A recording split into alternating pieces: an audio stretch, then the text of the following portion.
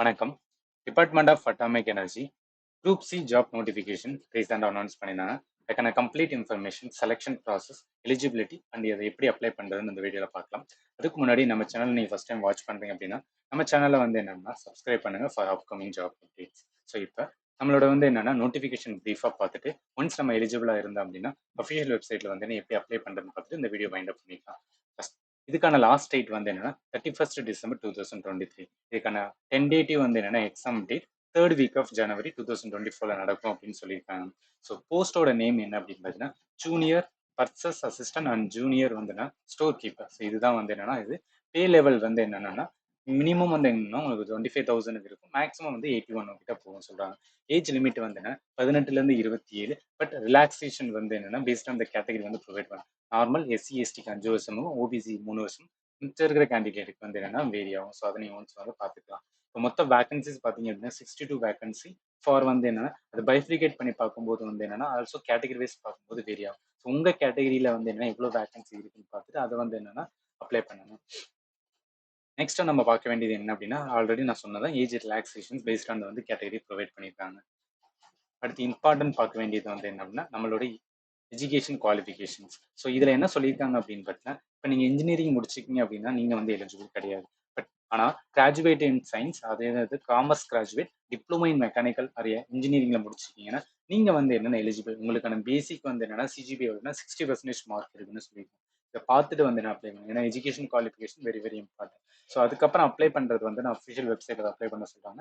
அதுக்கு முன்னாடி நம்ம செலெக்ஷன் ப்ராசஸ் எந்த மாதிரி இருக்கும், எந்த மாதிரி ப்ரிப்பேர் பண்ணுறதை பார்த்துட்டு வந்து என்னன்னா வெப்சைட் வந்து என்னன்னா எப்படி லிங்க் அது வந்து என்ன ஓப்பன் பண்ணுறோம். ஸோ இப்போ வந்து என்ன அப்படின்னா நீங்கள் லெவல் 1 லெவல் 2 அப்படின்னு பார்த்தீங்கன்னா அப்படின்னா பிரிச்சிருக்காங்க. ஸோ லெவல் 1 வந்து என்னன்னா அப்ஜெக்டிவ் பேஸில் இருக்கும், லெவல் 2 வந்து டிஸ்கிரிப்டிவ் இருக்கும்.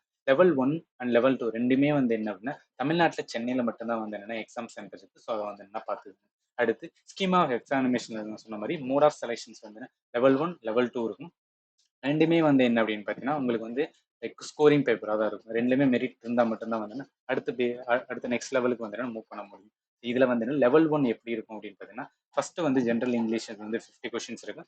ஜென்ரல் இன்டெலிஜென்ட் ரீசன் இதை பேஸ் பண்ணினா சயின்ஸில் இருக்கும். ஓகேவா. இப்போ நீங்கள் வந்து என்ன அப்படின்னு பார்த்தீங்கன்னா கிராஜுவேட் சயின்ஸ் முடிச்சிருக்கீங்கன்னா நீங்கள் இதை எடுக்க பண்ணுவேன். ப்ளஸ் நான் வந்து என்ன காமர்ஸ் கிராஜுவேட் முடிச்சிருக்கேன் அப்படின்னா நீங்கள் பேசிக் அக்கௌண்டிங் பிரின்சிபல் இதை நம்ம அப்ளை பண்ணும்போது காமிப்பாங்க. ஸோ அது வந்து என்னென்னா கிளிக் பண்ணி எடுக்க வேண்டியது இருக்கும். இதுக்கான கொஸ்டின் 60 இருக்கும். அதே மாதிரி aptitude 50, general knowledge computer knowledge வந்து என்ன 20 இருக்கும். மொத்த கொஸ்டின் 200. ஸோ டியூரேஷன்ஸ் வந்து 2 ஹவர்ஸ்ல வந்து அப்ளை பண்ணுற மாதிரி இருக்கும். ஓகேவா. அடுத்து லெவல் 2 வந்து என்ன டிஸ்கிரிப்டிவ் பேப்பராக இருக்கும். நீங்கள் என்னன்னா எஸ்ஐ மாதிரி எழுத வேண்டியது இருக்கும். இல்லை இங்கிலீஷ் லாங்குவேஜ் காம்ப்ரிஹென்ஷன்ஸ் வந்து என்ன அப்படின்னு பார்த்தீங்கன்னா 50% இருக்கும். அதே மாதிரி வந்து என்னன்னா மீனிங் 50% வந்து என்னன்னா எஸ்ஐ அண்ட் வந்து என்ன அப்படின்னா நோட்டிங் அண்ட் டிராஃப்டிங் வந்து என்னென்ன கொடுத்துருக்காங்க. So maximum mark 100. So durations வந்து 3 ஹவர்ஸ்ல இருக்கும். ஸோ நீங்கள் எழுத வேண்டியது இருக்கும். அடுத்து நீங்கள் பார்க்க வேண்டியது என்னன்னா லெவல் 1 இருக்கு பார்த்தீங்களா. ஸோ அதாவது அப்ஜெக்டிவ் பேஸ்ட் கொஸ்டின்ஸ் அதுக்கு வந்து நெகட்டிவ் மார்க்கிங் இருக்கு.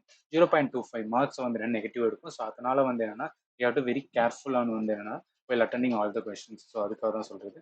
இதுக்கப்புறம் வந்து என்னன்னா பேசிக் தான் கொடுத்துருப்பாங்க. ஸோ இப்போ நீங்கள் ஒன்ஸ் வந்து என்ன பார்த்ததுக்கப்புறம் எலிஜிபிளாக இருக்கீங்க அப்படின்னா ஒன்ஸ் அப்ளை பண்ண என்ன பண்ணுறீங்கன்னா அஃபிஷியல் வெப்சைட்டான வந்து என்ன அப்படின்னு பார்த்தீங்கன்னா உங்களோட டிபார்ட்மெண்ட் ஆஃப் வந்து என்ன அட்டாமிக் எனர்ஜி. ஸோ இந்த வெப்சைட் லிங்க் வந்துட்டு இந்த வீடியோ டிஸ்கிரிப்ஷன் பாக்ஸில் வந்து ப்ரொவைட் பண்ணலாம். அதை பார்த்து நீங்கள் டேரெக்டாக கிளிக் பண்ணி அப்ளை பண்ணிக்கலாம். ஓகேவா. இப்போ நீங்கள் ஆல்ரெடி வந்து என்னன்னா ரிஜிஸ்டர் வச்சிருந்தீங்க அப்படின்னா இது கிளிக் பண்ணலாம். பட் எல்லாருமே மோஸ்ட்லி வந்து நியூ ரிஜிஸ்டராக இருக்கும். அதனால நியூ ரிஜிஸ்ட்ரேஷன்ஸ் வந்து நீங்கள் கிளிக் பண்ணுங்க. இதை கிளிக் பண்ணீங்கன்னா இந்த மாதிரி வந்து வரும். ஓகேவா. இதில் பேசிக் குவாலிஃபிகேஷன்ஸ் வந்து கேட்டிருப்பாங்க. அதுமாதிரி பர்சனல் டீட்டெயில்ஸ்லாம் ஃபில்அப் பண்ணிட்டு லாஸ்ட்டில் வந்து என்ன சப்மிட் கொடுக்க வேண்டியது. இது ஒன்னொன்னையும் பார்த்துட்டு வந்து என்னன்னா கேர்ஃபுல்லாக அப்ளை பண்ணுங்க. ஒன்ஸ் நீங்கள் அப்ளை பண்ணும்போது வந்து ஏதாவது உங்களுக்கு டவுட் இருந்துச்சுன்னா இந்த வீடியோட கமெண்ட் செக்ஷன் மென்ஷன் பண்ணுங்க. அதுக்கேற்றாப்புல நாங்கள் வந்து என்ன பார்த்தீங்கன்னா உங்களுக்கான சொல்யூஷன் கொடுக்க போகிறோம். அண்ட் ஃபைனலி தேங்க்யூ ஃபார் வாட்சிங். Have a nice day.